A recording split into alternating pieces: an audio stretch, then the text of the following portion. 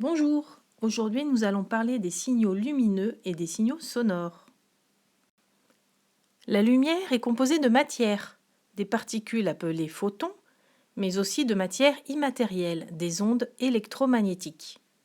On appelle lumière visible la lumière constituée de l'ensemble des ondes électromagnétiques perçues par la vision humaine, c'est-à-dire dont les longueurs d'onde dans le vide sont comprises entre 380 nanomètres dans le violet et 780 nanomètres dans le rouge.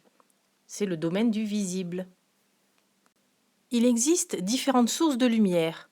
Les sources primaires, elles fabriquent la lumière qu'elles envoient, et les objets diffusants. Ils renvoient la lumière qu'ils reçoivent. La lumière se propage en ligne droite dans tous les milieux transparents et homogènes. La lumière permet de coder en binaire, allumée ou éteinte. Ainsi, une fibre optique permet de faire circuler des rayons lumineux clignotants en transmettant alors très rapidement un code binaire. Dans le vide, la lumière parcourt 300 000 km par seconde. C'est grâce à l'observation de la lumière que l'on découvre les objets de l'univers. À l'échelle de l'univers, on ne peut pas effectuer des mesures de distance avec les mêmes outils que sur Terre. Comme elle se déplace à très grande vitesse, on a alors inventé une nouvelle unité de longueur, l'année de lumière ou année-lumière. Elle correspond à la distance parcourue par la lumière en une année, c'est-à-dire 9000 milliards de kilomètres. Un son est émis grâce à un émetteur qui vibre. Cette vibration entraîne alors une autre vibration de proche en proche, celle des molécules de l'air ou du milieu.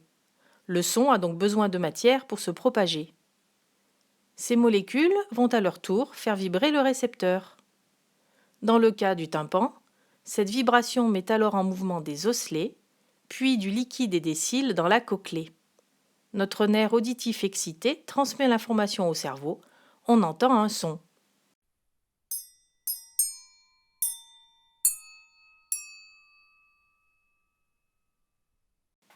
Dans l'air, le son se déplace à la vitesse de 340 mètres par seconde.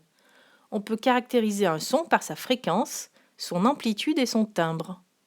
La fréquence, qui correspond au nombre de vibrations par seconde, est responsable de la hauteur du son. Un son grave est dans les basses fréquences, un son aigu dans les hautes fréquences. L'humain entend des sons de fréquences comprises entre 20 et 20 000 Hz. Ça y est, l'ensemble du programme de 3e est terminé. Je compte quand même sur toi pour cette trace écrite.